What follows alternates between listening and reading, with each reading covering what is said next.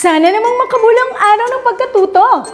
Masaya akong makasama kayo sa ating pag-aaral. Ako, si Teacher Joanne. Handa na ba kayo? Kung gayon, halina't manood, makinig, at matuto. Ang araling ito ay nihanda para sa inyo upang malinang ang inyong kakayahan sa pagbasa. Ihanda na ang inyong lapis at papel. Ngayon ay pag-aaralan natin ang tungkol sa titik O. Bago natin sisimulan ang inyong bagong aralin, ay magkakaroon muna kayo ng pagsasanay. Ibigay ang tunog ng mga sumusunod na titik.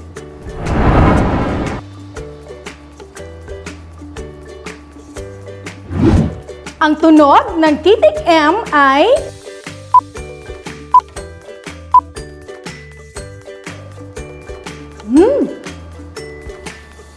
titik S.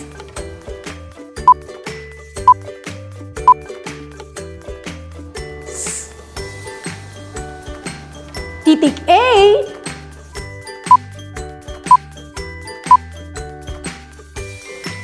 A. Titik I.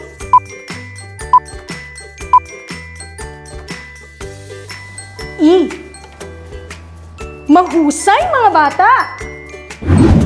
Ngayon ay magbabalik-aral tayo. May ipapakita akong mga larawan. Lagyan ng check ang mga larawan na may unang tunog na E at X naman kung hindi. Handa na ba kayo? Unang larawan, ibon. Check! Mahusay! Dahil ang ibon ay nagsisimula sa tunog na E. Pangalawang larawan, saging. X! Magaling! Dahil ang saging ay nagsisimula sa tunog na S. Pangatlo, isda. Check! Mahusay! Dahil ang isda ay nagsisimula sa tunog na E. Pang-apat, maso. X! Magaling! Dahil ang maso ay nagsisimula sa tunog na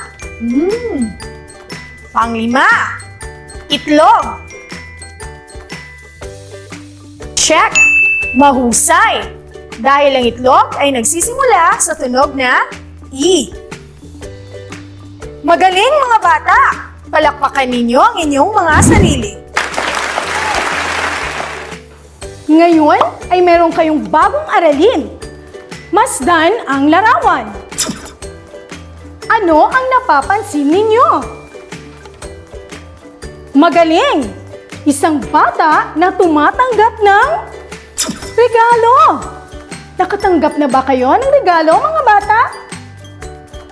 Bago ko sisimulan ang pagkikwento, ay babasahin ko muna sa inyo ang ating mga gabay na tanong. Una, sino ang bata sa kwento? Pangalawa, sino ang kanyang kuya? Pangatlo, saan nagtatrabaho ang kanyang kuya? Pang-apat, ano-ano ang mga pasalubong ni Onyok? Mga bata, ano ang inyong gagawin o isaalang-alang habang nagkikwento si teacher? Magaling! Makinig ng mabuti! Ang pamagat ng ating kwento ay ang mga pasalubong ni Onyok. Masayang-masaya si Onyok dahil sa wakas ay magkikita na silang muli ng kanyang kuya Oscar. Matagal silang hindi nagkita dahil na rin sa lumalaganap na pandemya. Ang kanyang kuya ay nagtatrabaho sa ospital bilang isang nurse. May mga pasalubong si Kuya Oscar na iniabot kay Onyok. May bagong laroang auto, orasan, at higit sa lahat, ang inaasam-asam niyang organ. Agad namang nagpasalamat si Onyok sa kanyang Kuya Oscar. May inihanda ring pagkain si nanay. Ang masarap na okoy at otap na agad naman nilang pinagsaluhan. Punas dito, punas doon. Ingat na ingat si Onyok sa mga ibinigay sa kanya ng kanyang Kuya Oscar upang hindi agad masira. Ikaw, iniingatan mo rin ba ang mga bagay na ibinigay sa iyo? Nakinig ba kayo ng mabuti mga bata? Para sa unang tanong, sino ang bata sa kwento?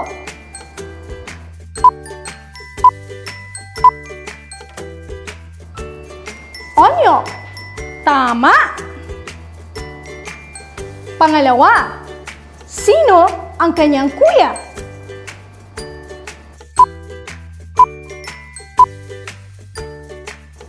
Oscar.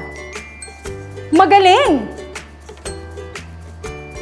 Pangatlo, saan nagtatrabaho ang kanyang kuya?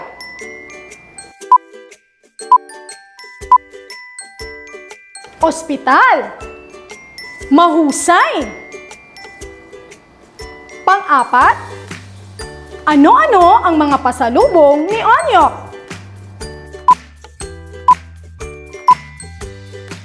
Oto, orasan, organ. Tama!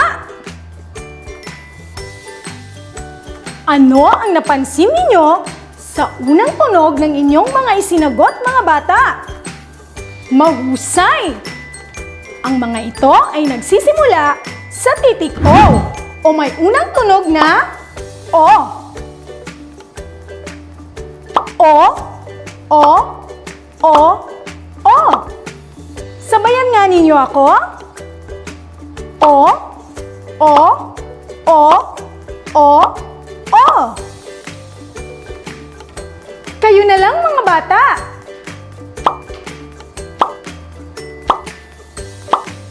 Mahusay!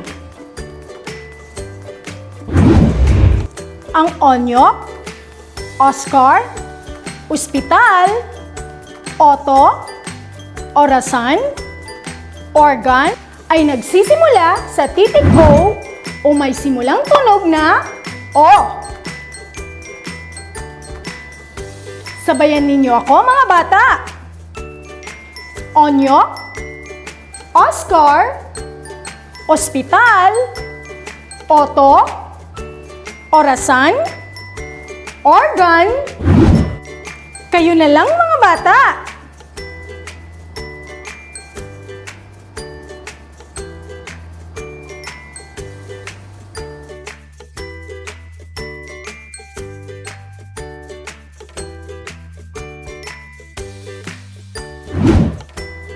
Mahusay!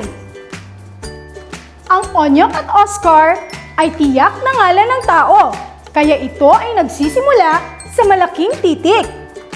Ang ospital, oto, orasan, organ ay di tiyak na ngalan, kaya ito ay nagsisimula sa maliit na titik. Aawit naman tayo ngayon mga bata upang mas madali ninyong maisaulo ang tunog ng titik O. Ako muna!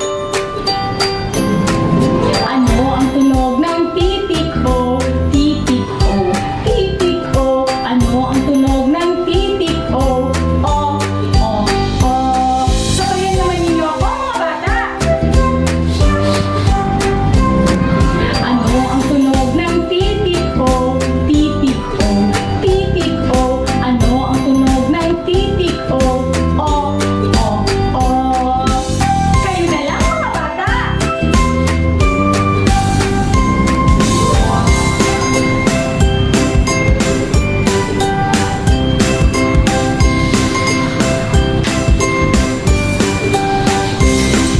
Magaling! Oras na para sa ating pagbabasa ng mga salita, parirala, at mga pangungusap na may tunog na O. Ako muna ang magbabasa ng mga salita. Pagkatapos ay sasabayan niyo ako at sa pangatlong beses ay kayo na lang ang magbabasa. Handa na mga bata! Oo.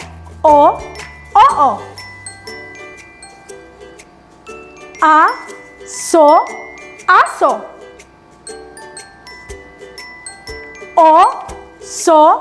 Oso. Amo.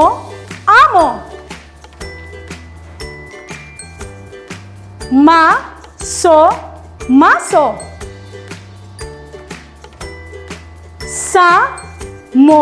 Samo.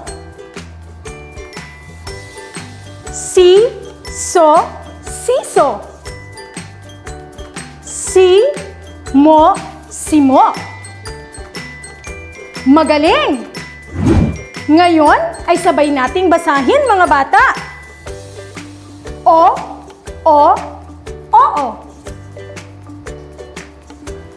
Aso.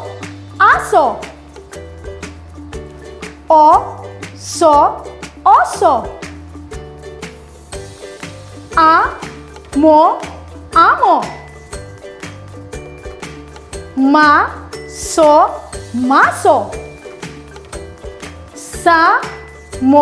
Samo.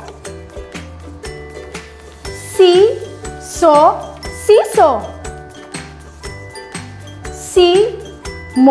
Simo. Mahusay mga bata! Ngayon ay kayo na lang magbabasa mga bata!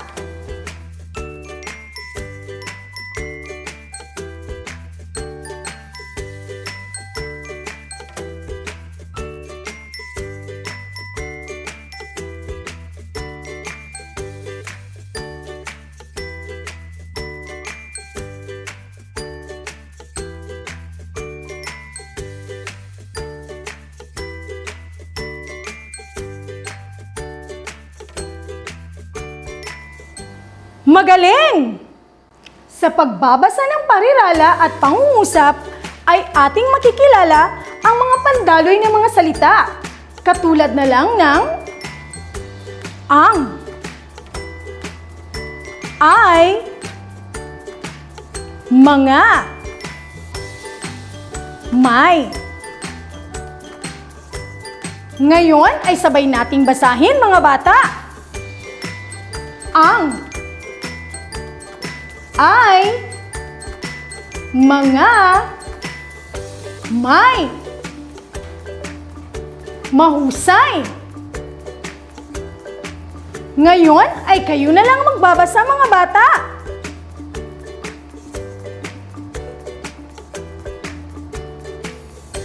Magaling! Ngayon ay magbabasa tayo ng mga parirala. Ako muna ang magbabasa. Ang amo. May maso. Ang aso. Ngayon ay sabay nating basahin mga bata. Ang amo. May maso. Ang aso. Mahusay! Kayo na lang mga bata!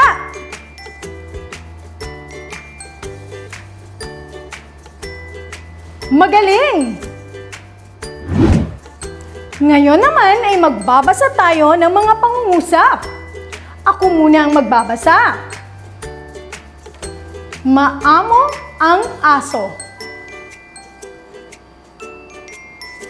Ang amo ay may maso. Magaling!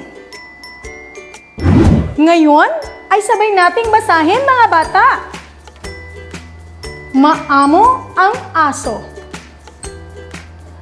Ang amo ay may maso. Mahusay! Kayo na lang mga bata!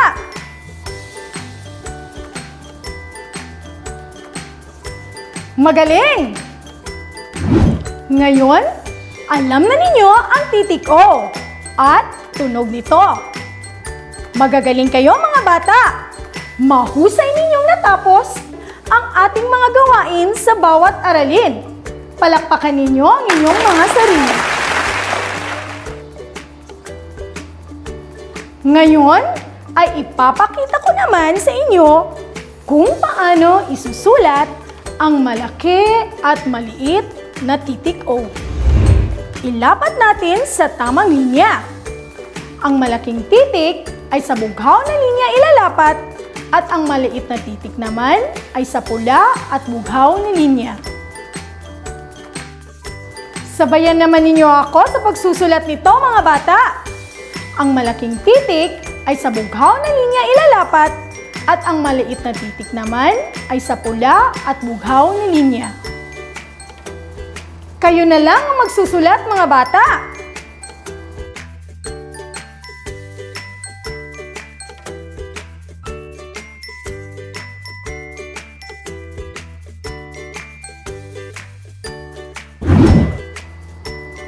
Mahusay! Ngayon ay alam mo na kung paano isusulat ang malaki at maliit na titik O. Isang ngiting tagumpay na naman sa araw na ito. Hanggang sa susunod, maraming salamat sa inyong pakikinig. Naway marami kayong napulot na aral sa ating naging aralin sa araw na ito. Mga bata, laging tandaan, mag-aral ng mabuti upang buhay ay bumuti, maging maparaan, punuin ng kaisipan ng tamang kaalaman, at pahalagahan ng pag-aaral dahil ang edukasyon ang magiging susi ng iyong tagumpay. Sa muli, ako si Teacher Joanne na nagsasabing, nasa pagbasa ang pag-asa. Hanggang sa muli nating pagkikita!